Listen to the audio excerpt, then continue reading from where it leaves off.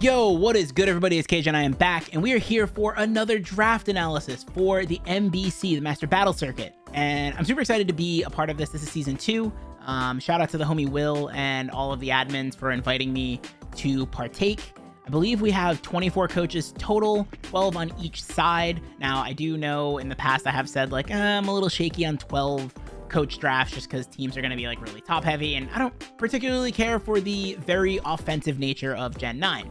But I looked at this as an interesting opportunity because I am really excited to try out some of the rules. So we're going to get into the rules and what they have going on.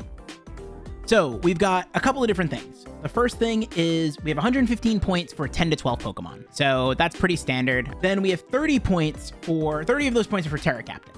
So 2 to 3 Terra Captains. Now, how this works is it's a free Terra preview with Terra tax.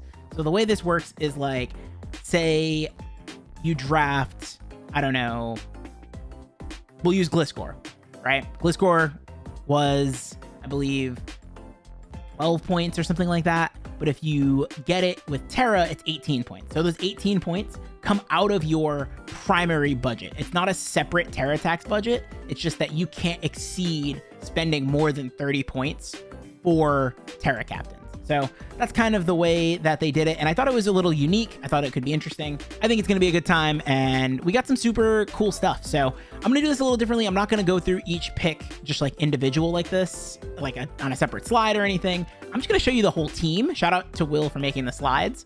And yeah, then you'll kind of get to see what we got going on. So without further ado, let's jump into it. So this is the squad.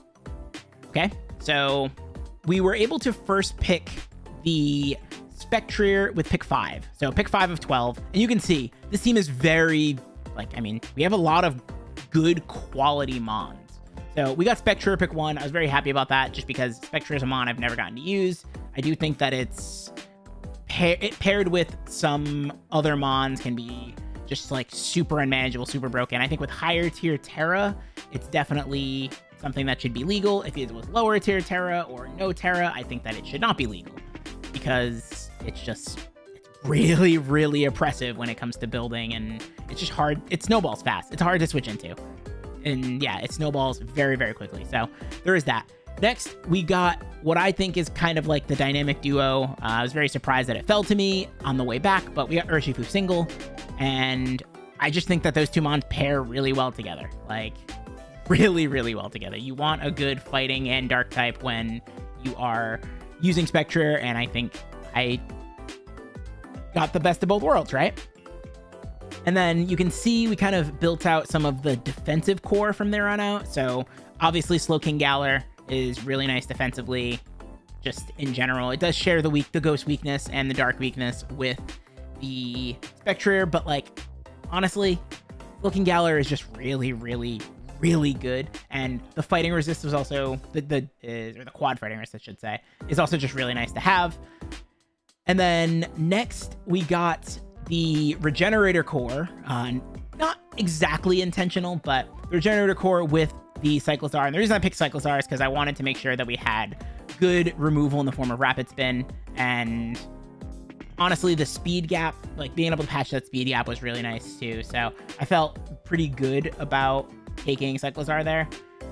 Next, we got one of our first Terra Captains, and that is the Gliscor. So you can see the little like blue mark behind Gliscor, and I mean, obviously you see it behind Comfey as well. So, and Noctowl. So surprise, surprise, those are my 3 Terra Captains. But next was Gliscor, and Gliscor was a Mon that I didn't necessarily want to take, but I do think that Terra Gliscor is just kind of a demon. So we'll see what I get to do with it. And again, it's free Terra, so Terra Fairy, Terra Water, like Terra Normal, all kinds of different things. There's so many options. So Gliscor is going to be really cool to use. Next, we got the Rotom Heat, and I think this is a Mon I'm comfortable with it, and it kind of just fit really well together. I did want originally Rotom Wash, but Rotom Wash ended up getting taken, so this is what we went with.